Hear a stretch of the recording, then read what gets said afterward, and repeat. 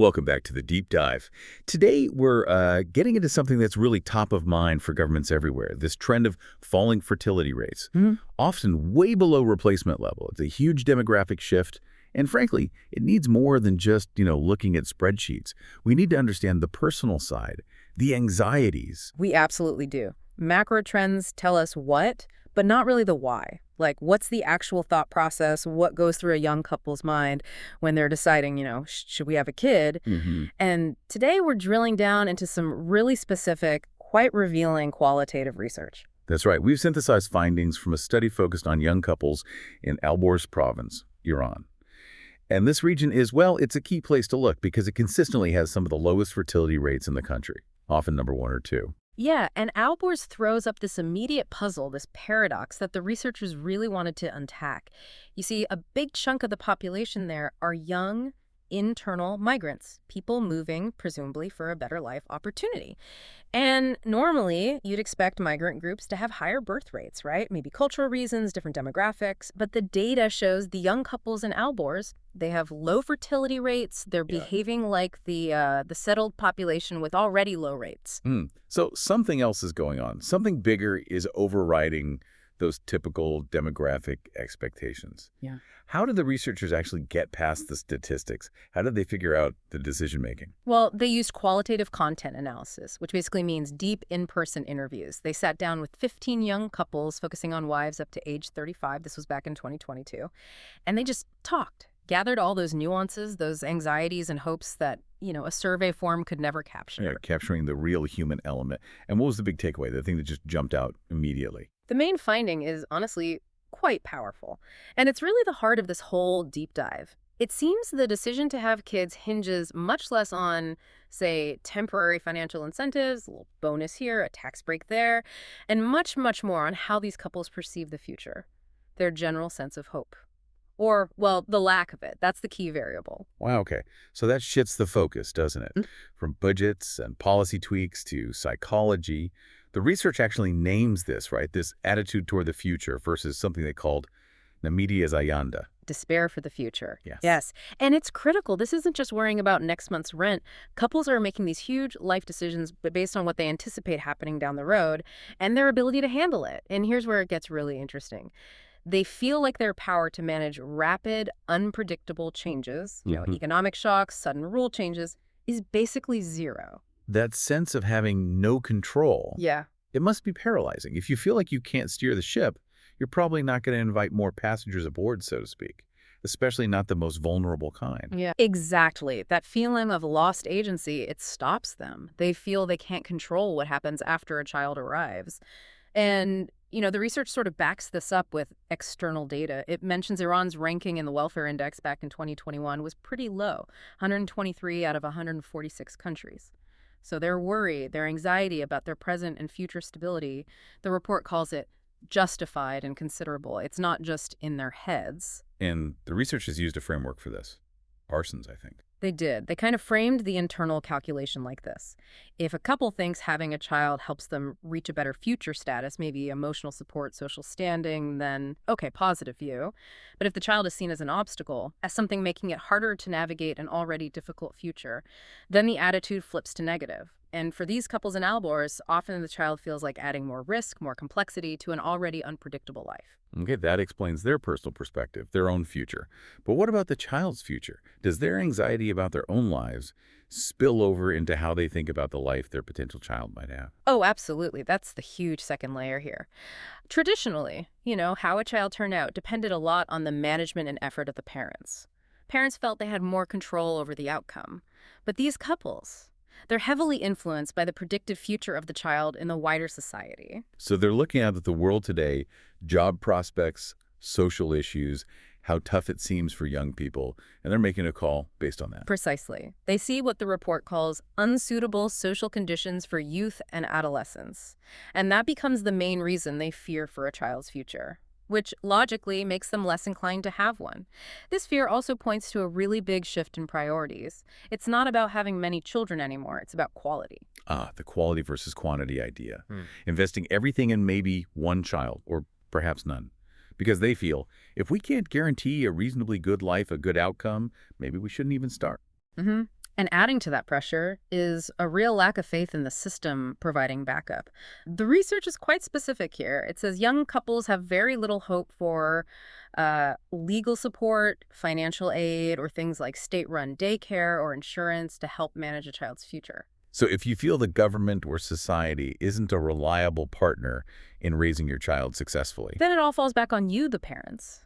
It demands what the researchers termed a double effort. You have to work twice as hard, expend twice the resources just to get your child a decent shot. And when you pile that onto existing economic stress and future anxiety, well, for many, it just feels impossible, like an insurmountable barrier. okay, that really sets the stage. So the researchers identified different types of factors influencing this, didn't they? Yeah. Social, economic, individual. What was the main driver? What had the biggest impact? The social and cultural factors, they were clearly identified as the most widespread, the most dominant reason for this reduced desire to have children, which is a really significant finding, I think. It suggests the overall environment, the social mood, is perhaps a bigger deterrent than just immediate financial struggles. Wow. So social anxiety, cultural shifts, these actually trump things like inflation when it comes to deciding not to have kids, at least for this group. Yes, based on these interviews, the social environment was the primary factor.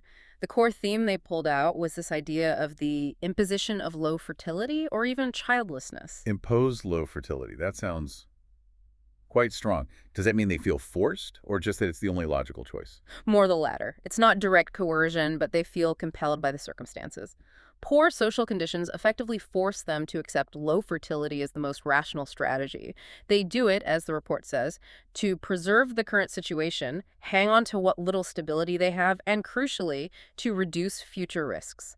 It's a defensive, risk-averse decision shaped by their surroundings. Okay, I get it.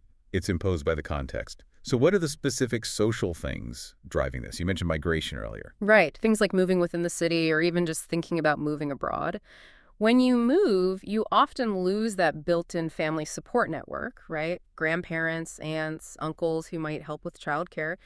Losing that free, trusted support network drastically increases the personal burden on the parents, reinforcing that maybe fewer kids is a better idea. Makes sense. And what about general lifestyle changes? We hear about this everywhere. People wanting, I don't know, less stress. Exactly. The pursuit of calmness and increased welfare, as the study puts it. This leads directly to wanting to reduce responsibilities. It's a big part of modern identity, isn't it? Prioritizing personal peace and fulfillment.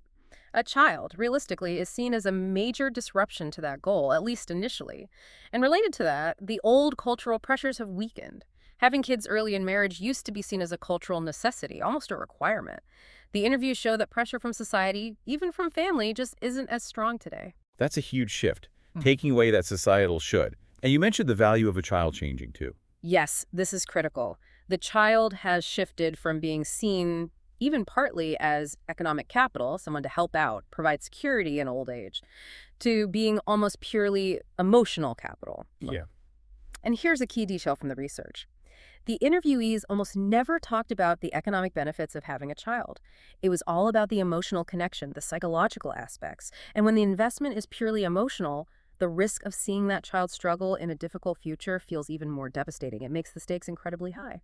That point about emotional versus economic value really leads us into the next bit. Let's talk about the economic realities and policy barriers.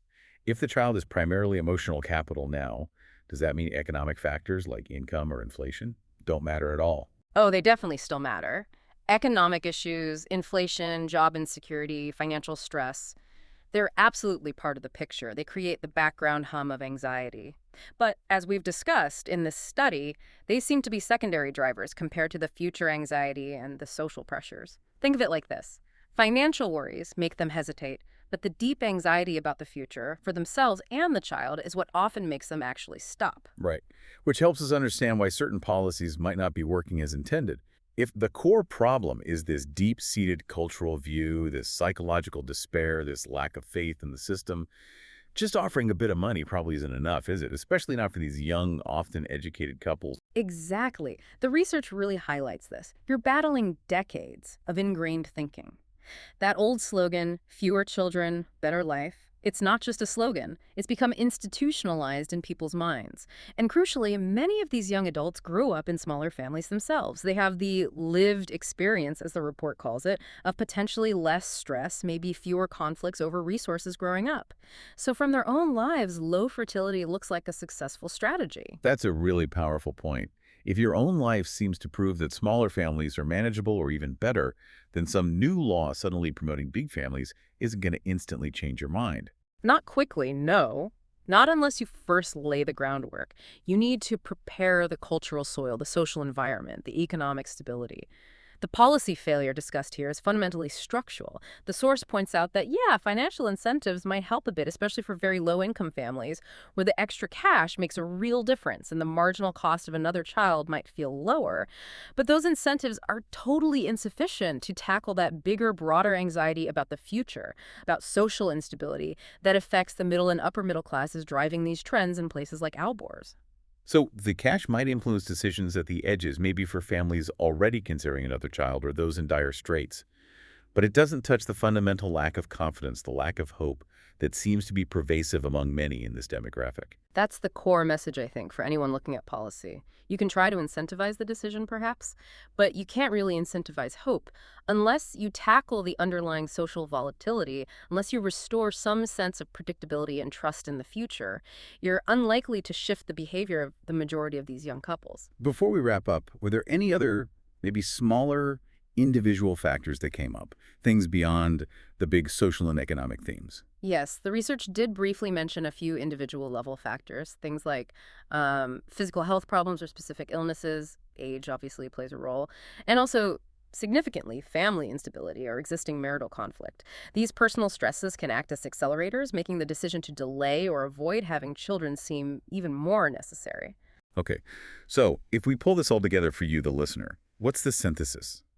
It seems these couples in Alborz, who probably represent many young people facing rapid change globally, feel their control over their own lives and environment is practically zero.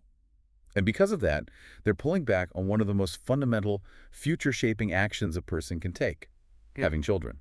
Yes, the synthesis points towards a very pragmatic, almost defensive choice. This imposed low fertility is a strategy to reduce risk in an unstable world. It's crucial to understand they're not making this choice because they dislike children or don't want families, not at all. They're often making it out of a sense of responsibility, of feeling that it's wrong or just too risky to bring a child into a future they feel they cannot secure or adequately manage. It's risk aversion driving reproductive choices. It really makes you think, doesn't it, about the long-term cost, socially, psychologically, of forcing people into this kind of risk-averse calculation instead of one based on hope. What's to say about, individual agency versus these huge systemic forces in our modern world? It raises a profound question. When stability and predictability vanish, maybe even our deepest human desires, like parenting, get put on hold. And maybe this suggests something radical. Perhaps the most effective fertility policy isn't about baby bonuses at all. Perhaps it's about the much harder, longer-term work of making society feel stable, predictable, and trustworthy again. Reducing that volatility might be the only way to truly foster hope. A really provocative thought to end on, that maybe fixing the system is the real key to unlocking that future hope. Thank you for diving into this really important research with us today.